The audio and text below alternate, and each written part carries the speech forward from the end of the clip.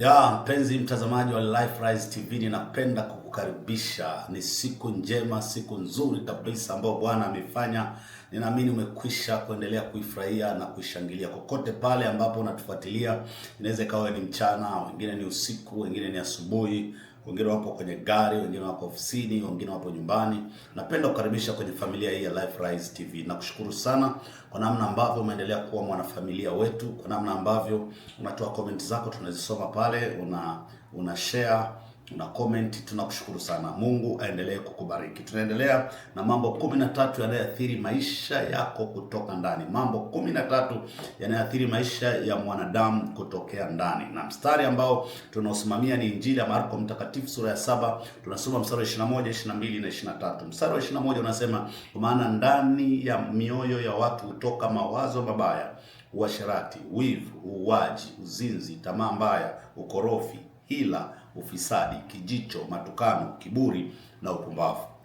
Anasema haya yote yaliyo maovu yatoka ndani, nayo yamtia mtu unajisi. Kwa wiki iliyopita, kwa wale ambao tunafuatiliana au kwa wale ambao wanatufuatilia kwa muda mrefu, tumeshaangalia mawazo mabaya, tumeangalia uasherati, tumeangalia wivu, na wivu ulikuwa una pati kama 3 hivi. Alafu tukaangalia uwaji, tukaangalia uzinzi, tukaangalia tamaa mbaya. Alafu wiki iliyopita tuliangalia ukorofi, wickedness, ukorofi. Tuliangalia ukorofi. Leo tunaanza somo moja zito sana, linasema hila.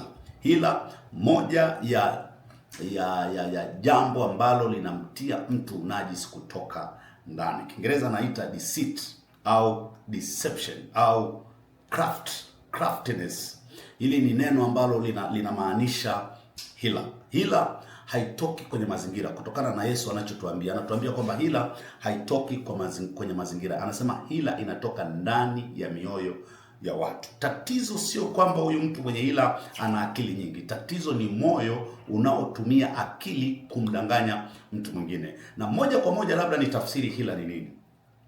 Hila, ukiangalia jinsi ambavyo limetafsiriwa kiBiblia, linaongelea linatumia maneno kama ujanja, maneno au matendo ili kumdanganya mtu mwingine kwa faida yako binafsi. Ni kutumia ujanja, kutumia maneno, kutumia paka matendo ili kumdanganya mtu mwingine kwa faida yako binafsi. Hiyo ni hila. Ni pale ambapo mtu anaficha ukweli. Ni pale ambapo mtu anajifanya tofauti na jinsi alivyo yeye. Ni pale ambapo mtu anapanga jambo kwa siri ili mwingine apoteze na yeye aweze kupata faida. Na tunaambiwa kwamba hila ni uongo uliopangwa kwa makusudi. Unajua ukweli, deception. Unaujua ukweli. Hakuna hila bila kujua ukweli. Kwa hiyo unaujua ukweli, kwa hiyo ni uongo unaopangwa kwa makusudi. Unaficha ukweli. It's an act of hiding, changing or twisting the truth to make someone believe something that is false. Una twist the truth. Una twist ukweli ili kumwaminisha mtu ukweli wakati ni uongo. Kwa hiyo mtazamaji wangu, wanasema deceit hila ni the highest, ni level ya juu kabisa ya uongo. The highest level of lies ni deceit. The highest level ya juu kabisa ya uongo ni hila. Ni maneno ambayo yanaonyesha uzuri, lakini ndani yake kuna ubaya mkubwa umejificha. Ni somo gumu sana, ninajua kulieleza, na ni somo gumu, na watu wengi wanapitia kwenye matatizo kwa sababu ya neno hila. Maneno yanaonekana mazuri, lakini ndani yake yamejaa ubaya. Maneno mazuri, mtazamaji yangu, ambayo mtu anayatoa hayamaanishi moyo mzuri. Unahitaji roho ya Mungu ya kupambanua, spirit of discernment. unahitaji roho ya kupambanua, kwa sababu mtu wa hila anakuja na maneno mazuri kayapangia vizuri kabisa. Kwa mfano, mtu mmoja kwenye Biblia anaitwa Yuda Iskariote, yote tunajua, alisema alimwona mama mmoja amempaka Yesu mafuta inaitwa marhamu, akasema mbona marhamu hii ingeuzwa kwa dinari sijui, akasema 300, hiyo pesa ingepatikana tungewapa maskini. Unaona, ndani anaongea ni kama mtu mwema hivi, alionekana ni mtu mwema kwa nje kutokana na maneno aliyoongea, lakini kiuhalisia hakuwa mtu mwema. Kwa hiyo kuna watu kwenye maisha yako wanakuja kwa maneno matamu, wanakuja kwa maneno mazuri ya kuvutia, lakini kiuhalisia nyuma yao wana hila, nyuma yao kuna hila. Na tunafahamu hata habari ya dhambi ya kwanza, shetani the way alivyotumia, anaitwa ni baba wa hila. Kwa sababu anatumia uongo. Alienda kwa Adamu na Eva akatwist neno kidogo tu, akalitwist eti Mungu ndivyo alivyosema msile matunda ya mti matunda yote ya bustani. Akatwist ule uongo. Hila, alitumia hila. Baada ya Adamu na Eva kukubali kula lile tunda, tunajua kilichotokea. Hila inaanzaje ndani ya maisha ya mtu ya kila siku? Kwa mfano kwenye biashara, bidhaa zinaonekana bora nje, lakini ndani ni feki. Hiyo ni hila. Na wanayefanya hivyo sio pagani. Wanayefanya hivyo ni Wakristo kabisa, na ni watu wanayesali. Anafanya biashara, nje inaonekana ni nzuri, lakini ndani ni feki. Ni hila. Unaujua ukweli. Nimekwambia tafsiri ya hila ni maneno, matendo ambayo unamdanganya mtu. Kwa nje anaonekana mazuri, lakini ndani unaujua ukweli. Kazini, mtu anabadilisha taarifa ili ionekane amefanya vizuri. Kwa hiyo anachukua sifa za kazi za mtu mwingine. Kwa hiyo anajua kabisa hapa sio mimi niliyofanya hivi, kuna mtu mwingine aliyofanya, lakini anatumia hila ili aweze kupata hizo sifa. Kwenye mahusiano, hili ndio tatizo kubwa sana. Mtu anajifanya anakupenda lakini ukweli lengo lake ni fedha zako. Anajifanya ana pretend kabisa, I love you, I miss you, lakini kiukweli anataka fedha. Mtu anasema anakupenda na mpaka analia na mpaka anakuja nyumbani anaweza kukuvalisha mpaka pete kabisa, lakini kumbe lengo lake ni kulala na wewe. Lengo lake ni kukuchezea. Hiyo ni hila. Wengine kwa hiyo anakuja kwa gia hiyo nzuri, maneno mazuri, matendo mazuri, sifa nyingi, lakini ndani yake kuna hila. Ndio maana akasema unahitaji roho ya Mungu ya kupambanua kwa nyakati hizi tulizopo. Makanisani, mtu anavaa sura ya utakatifu. Ukimwangalia unasema is a holy man. Anavaa sura ya kitumishi, lakini ndani ya maisha yake anaishi maisha ya siri. Maisha ya sirini yako tofauti. Sio yule ambao anaonekana nje mtakatifu. Mwingine analia kabisa kanisani, anaonekana mtakatifu. Ninakumbuka wakati naongea hapa, nilikumbuka story ya miaka ya nyuma sana. Sitaenda kwa undani sana, lakini nakumbuka mtu mmoja alikuja fellowship tukao chuo kikuu. Niseme sana si akakumbuka, lakini alikuwa anatafuta dada mmoja. Akaja kaa mbele pale. Wakianza kuabudu ananyanyua mikono juu kabisa, analia mpaka machozi. Kumbe alikuwa anamtafuta huyo dada. Kwa hiyo yuko pale, ukimwangalia unaona I said tumempata mtumishi, tumempata muombaji. Kumbe kuna mtu anamtafuta. Alipomkosa akaondoka, akaacha kusali, alafu akamtumia ujumbe wa kashfa, mnajifanya mnasalisali. Akamtafuta dada mwingine wa Festia, akampa ujauzito. Kwa hiyo yule dada alipokuja Festia Fellowship, akamuona huyo kaka, akasema nimempata mtumishi. Kumbe ana hila ndani. Mitandao ya kijamii kuna hila nyingi sana. Watu wanaishi maisha ya picha, sio maisha yao. Wanauzwa taswira ambazo si za kweli. Hiyo pia inaweza kuwa moja ya hila. Kwa hiyo hila inatokaje ndani? Hila inatokaje ndani ya mtu? Inatokaje ndani ya mtu? Kwa sababu anasema ndani ya mtu hutoka hila. Tamaa ya kupata faida bila uadilifu inapelekea hila. Ndio maana akasema unabadilisha kilo au unauza kitu fake, wewe una tamaa ya kupata faida bila uadilifu. Angalia, Yesu anaongea maneno mazito sana hapa. Mtu anataka mafanikio lakini hataki kulipa gharama ya uaminifu. Hii ndio hatua ambayo inazaa hila. Kwa hiyo utaanza kufanya mambo mradi wewe tu uweze kufanikiwa. Watu wengine hudanganya kwa sababu wanaogopa matokeo, hofu. Kwa hiyo unaogopa, badala ya kusema ukweli unaanza kutoa hadithi za uongo. Kwa hiyo unaweka hila. Upendo wa mali, nimekuja kusema hii, fedha zinapokuwa muhimu kuliko uadilifu, hila huwa njia ya maisha. Unaanza kutumia hila ili tu uweze kupata fedha, kwa sababu unapenda fedha.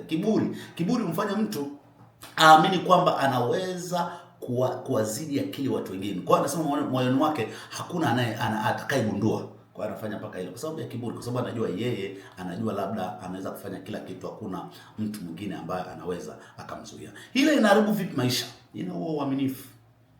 Uaminifu unavunjika. Mahusiano yanavunjika. Inaharibu sifa nzuri uliyokuwa nayo. Ndugu zangu, sifa nzuri inajengwa kwa miaka, inajengwa kwa muda mrefu, lakini hila inaweza kuharibu kwa dakika chache. Fikiria wewe una duka lako, unafanya biashara, watu wanajua, una wateja, umejenga reputation yako kwa muda mrefu. Bidhaa feki moja tu itaharibu. Yule mtu ataenda kutangaza kwa watu wengine, atatangaza kwa watu wengine, reputation yako inabomoka kwa sababu ya hila, kwa sababu ya sifa nzuri ambayo inabomolewa kwa muda mfupi. Kwa hiyo hila inaharibu sifa nzuri, inazaa dhambi zingine zote. Hila mara nyingi inazaa uongo, sababu nimesema level juu ya uongo, inazaa uongo. Hila inazaa wizi, hila inazaa rushwa, hila inazaa usaliti kwenye mahusiano, unatoka nje kwa sababu ya hila. Inazaa udanganyifu mkubwa zaidi. Kwa hiyo dhambi moja inazalisha dhambi nyingine, mfululizo wa dhambi: uongo, wizi, rushwa, usaliti, udanganyifu. Yote inazaliwa alafu inaharibu uongozi.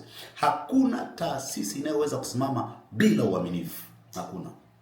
Kwenye familia haiwezi kusimama, kwenye biashara haitaweza kusimama, katika serikali haiwezi kusimama kama watu sio waaminifu, katika kanisa haliwezi kusimama. Uaminifu, ndugu zangu, ndio mtaji mkubwa kuliko fedha. Na watu hawajui tu, wanadhania ni fedha tu ndio mtaji. Uaminifu ni mtaji mkubwa sana. Watu wanaweza wakasafiri kutoka kilomita na kilomita, nchi kwa nchi, kwenda kutafuta watu waaminifu. Uaminifu ni mtaji. Sasa ukiwa mtu wa hila itaharibu uongozi, itaharibu taasisi yako, itaharibu familia yako, itakutenga na Mungu. Mungu hupendezwa na moyo wa kweli. Hila humfanya mtu aishi maisha ya sura mbili. Anakuwa na sura mbili kwa sababu ni mwongo, ana pretend, anakuwa na sura mbili. Sasa Mungu hawezi, anasema either uwe moto au uwe baridi, usiwe vuguvugu, simama mahali pamoja. Kwa hiyo hila inasababisha mtu anakuwa na sura mbili. Na nimeonyesha huo mfano kwenye Biblia kuhusu hila za nyoka. Alitumia hila, alibadilisha uongo, shetani akamdanganya Adamu na Eva. Kilichotokea tunakijua. Kwa hiyo namna gani sasa, mtazamaji wangu, unaweza ukashinda hila? Jinsi ya kushinda hila: moja, penda ukweli, kuwa mtu wa ukweli. Tunajua ukweli una gharama, lakini ukweli unaweza kuwa mgumu, lakini utakuweka huru. Ukweli utakuweka huru, utaondoa ile pretending, itaondoa ile hali ya kujificha, itaondoa mambo mengine. Kwa hiyo kuwa mtu wa kweli, utakuwa mtu wa hila. Kuwa mtu yule hadharani na faragani. Ndio anatuambia integrity is who you are when no one is watching you. That is integrity. Ukoje wakati watu hawakuoni? Hautakuwa mtu. Kwa kuwa mtu yule hadharani na faragani. Tuna Wakristo au tuna watu wengi ambao kanisani wako vizuri kabisa, wakitoka na watu wengine.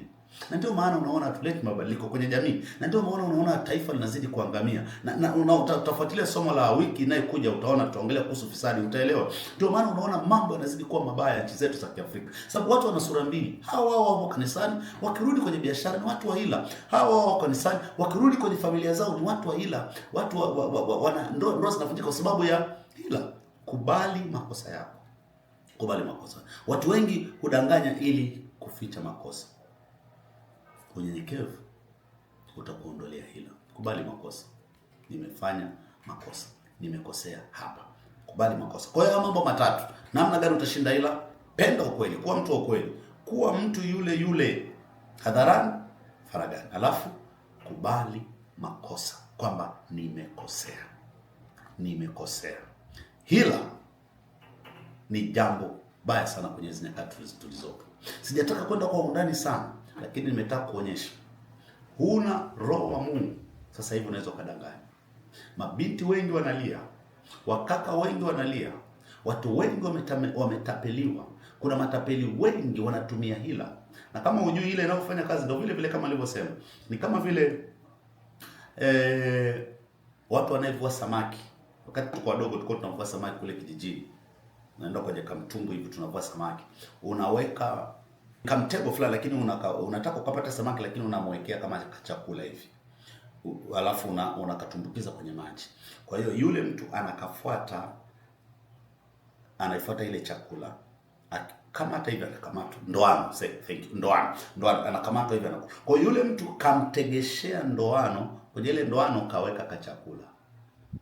Kile kichakula ni hila, kile kichakula ndio hila. Si kwamba anataka ampe huyu chakula, hapana, anataka amdanganyie ili aweze kumvuta. Uwe makini sana, uwe makini sana mtazamaji wangu. Ni ngumu sana kuweza kujua roho ya ile inavyofanya kazi, lakini nakwambia deception inafanya kazi kwa hali ya juu sana. Ningetoa mifano mingi sana mimi mwenyewe. Kuna watu zamani wakati naanza huduma, nakumbuka kuna wadada walikuwa wananiletea zawadi. Sorry kama mtakuwa mnanisikiliza sababu waliendelea kusema vibaya. Walikuwa wananiletea zawadi, kumbe nyuma yao kulikuwa kuna hila. Nyuma yao kulikuwa kuna hila. Nimeona watu wengi sana wameangushwa. Watu wana hila, anajifanya anakupa zawadi, lakini kuna kitu anakitafuta. Ile inakuwa tu kama ile kile chakula kinachowekwa kwenye ndoano.